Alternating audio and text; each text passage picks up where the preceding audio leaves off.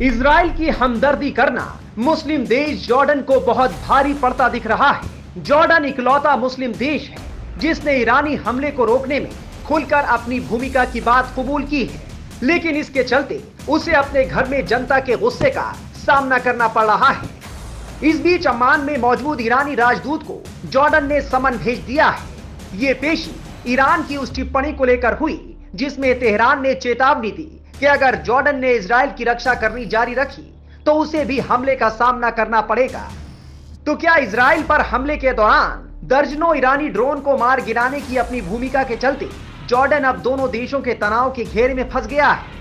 दरअसल जॉर्डन की सीमा इजराइल के साथ लगती है। जॉर्डन फिलिस्तीनी शरणार्थियों की सबसे बड़ी आबादी की मेजबानी करता है। जॉर्डन के किंग अब्दुल्ला गाजा में चल रहे युद्ध के खिलाफ खुलकर बोल रहे हैं। जॉर्डन फिलिस्तीन के बचाव में मजबूत बयान देता रहा है। जॉर्डन की जनता का भी यही रुख है। ऐसे माहौल में जॉर्डन के सैन्य हस्तक्षेप ने सिर्फ ईरान और मुस्लिम दुनिया ही नहीं, उसके अपने लोगों के बीच भी गुस्सा पैदा कर दिया है।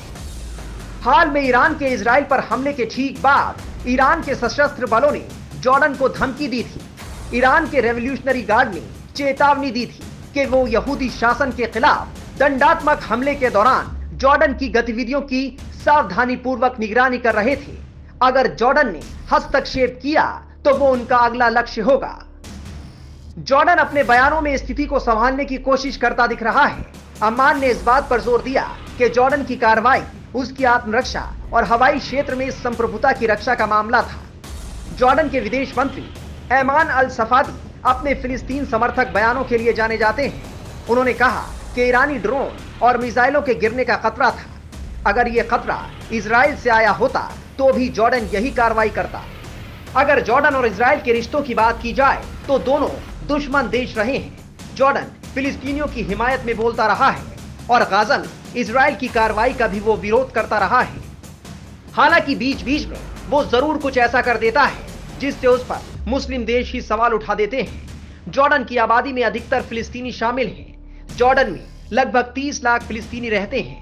जॉर्डन भले ही कहे कि उसने अपनी आत्मरक्षा में ईरान की ओर से इजराइल पर किए गए हमलों को रोका, लेकिन फिलहाल वो ईरान के साथ साथ कई मुस्लिम देशों के निशाने पर आ गया है।